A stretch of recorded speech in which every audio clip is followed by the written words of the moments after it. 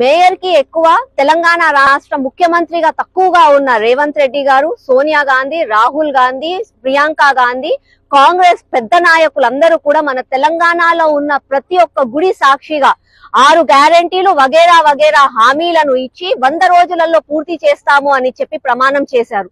కానీ సంవత్సర కాలంలో ఈ అధికార పార్టీ కాంగ్రెస్ పార్టీ చేసింది ఏంది అనంటే హైడ్రా పేరు మీద హైడ్రామా, మూసి ప్రక్షాళన పేరు మీద ఢిల్లీకి మూటలు, కమిషన్లు, కాంట్రాక్టులు. మళ్ళా ప్రజలకు ఏం చేశారు అనంటే మన తెలంగాణ ప్రజలకు 6 అబద్ధాలు, 66 మోసాలు చేశారు.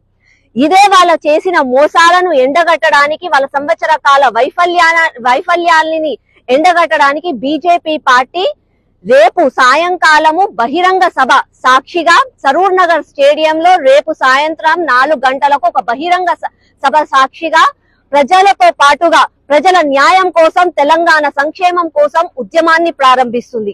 మేము ప్రజాపక్షాన చేసే ఈ ఉద్యమంలో పోరుబాటలో ప్రతి ఒక్క బీజేపీ శ్రేయోభిలాషులు, తెలంగాణ సంక్షేమం కోరుకునే ప్రతి ఒక్క తెలంగాణ బిడ్డ అందరూ కూడా కలిసి ముందుకు రావాలి. మా ఈ ఉద్యమంలో మీ చేయూతను అందించాలని చెప్పి మనస్ఫూర్తిగా ప్రార్థిస్తున్నాను.